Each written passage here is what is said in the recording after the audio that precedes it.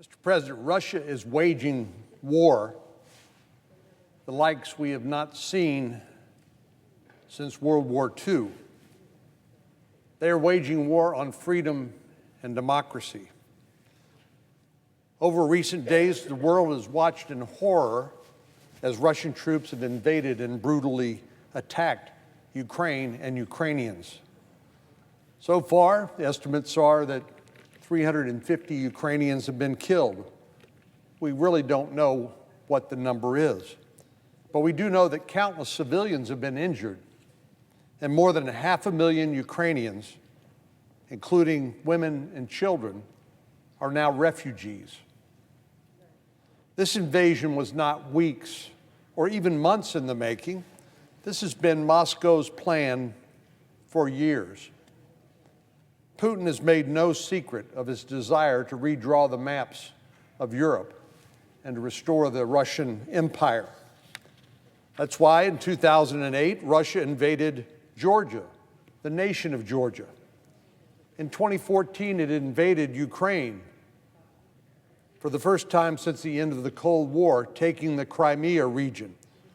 So the current invasion of Ukraine is really the second invasion we've seen from Vladimir Putin's Russian Federation since 2014. Putin's appetite has not been satisfied. If anything, these invasions have made him hungrier for power. The people of Ukraine have lived under the shadow of Russian aggression for years, and it has always been a question of when, not if, Russia would finally act. For months, Russia has amassed hundreds of thousands of troops on Ukraine's border, with numbers growing from a few thousand to more than 150,000. Defenders of freedom and democracy everywhere look to the United States for leadership, but sadly, they were let down. That's because when it comes to projecting strength to authoritarians like Vladimir Putin and President Xi, to the Ayatollahs in Iran and Kim Jong-un in North Korea, the Biden administration repeatedly projects not strength, but weakness. First of all, when it comes to Europe and Ukraine and Russia, President Biden should not have waived sanctions on Nord Stream 2 pipeline last year. He should have never suggested that certain Russian attacks would be disregarded by the United States. A minor incursion, he said, might be overlooked. And he should have taken swift action and imposed paralyzing sanctions on Russia before an invasion, to give them a taste of what might come, and in an effort to deter Putin from invading in the first place. And we should have earlier sent greater defensive weapons to the Ukrainians. Strong action was called for before the war started, but unfortunately, we've been playing catch-up since it did start. But now we have a critical task ahead of us. Between this crisis and the disastrous withdrawal from Afghanistan, stranding thousands of Americans without consultation or communication with any of our NATO allies that were discouraged and shocked to find out that we would leave them hanging. President Biden has repeatedly given our NATO allies reason to doubt our commitment and our credibility. And I'm sure Vladimir Putin has taken notice. I'm sure President Xi in the People's Republic of China has as well. In fact, Xi Jinping has already expressed approval of the Russian invasion of Ukraine. Putin has now put Russia's nuclear forces on high alert, threatening to escalate to the unthinkable, something that hasn't happened since 1945, the discharge of a nuclear device. He's also ordered his soldiers to fire on residential neighborhoods, a clear-cut example of a war crime. There is need of decisive action to counter Russian aggression. With the eyes of the world looking at the United States for leadership, it's time for us to step up in defense of this democracy. President Biden needs to follow through on his promise to make Putin a pariah on the world stage.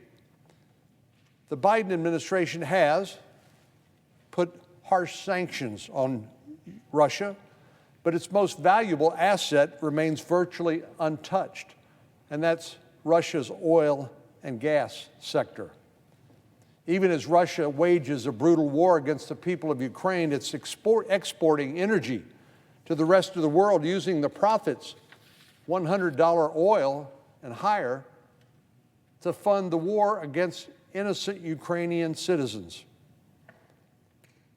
Sanctions against banks and oligarchs are crucial, but we should not ignore Russia's single largest economic asset.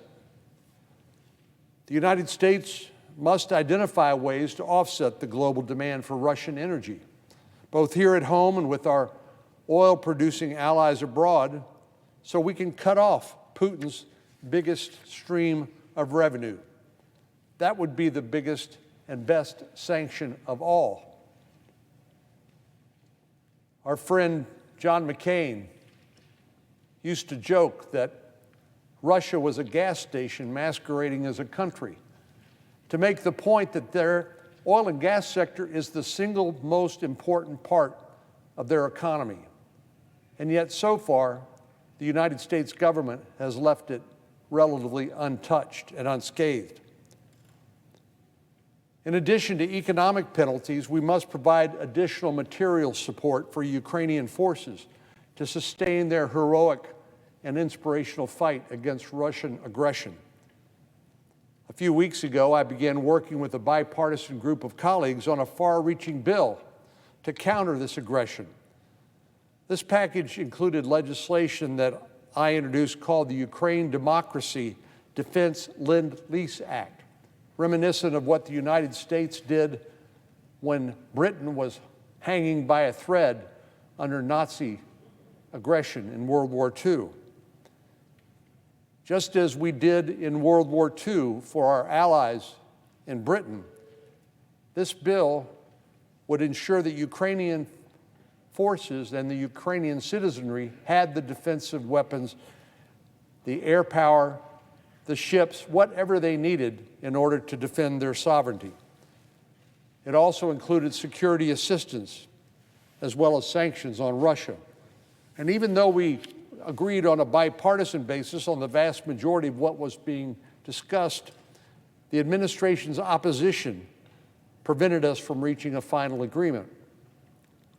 I'm disappointed that we were unable to act and send a strong and united and bipartisan message as Congress to Vladimir Putin, but the fact we were unsuccessful then doesn't eliminate the need for us to take further action now. Thanks to the leadership of the ranking member of the Senate Foreign Relations Committee, Senator Risch from Idaho, I was proud to join my Republican colleagues in introducing legislation that will kneecap Russia's efforts.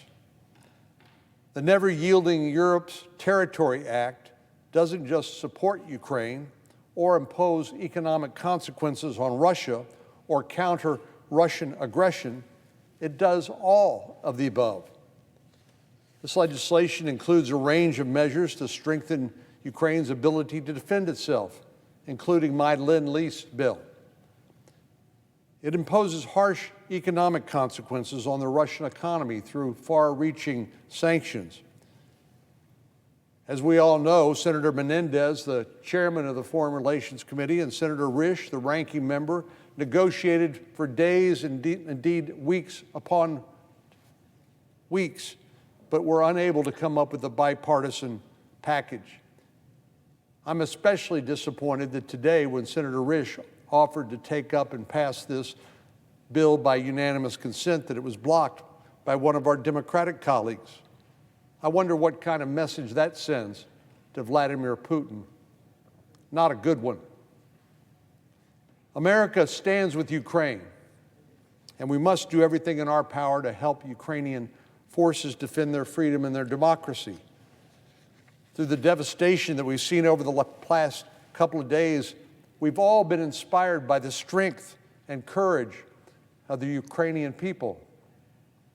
They're on the front lines of the war against our values, against their sovereignty, against democracy, and they deserve our unequivocal support. As the conflict, indeed as the war in Ukraine rages on, strong American leadership is desperately needed on a bipartisan, monolithic basis. This evening, President Biden will have a chance to provide his State of the Union message, and I hope that he sends a clear message to the world that Russia's belligerence and hostility will not be tolerated. The American people, our friends and allies, and our adversaries will be paying close attention. And President Biden should not pull any punches. He should not mince words. He should say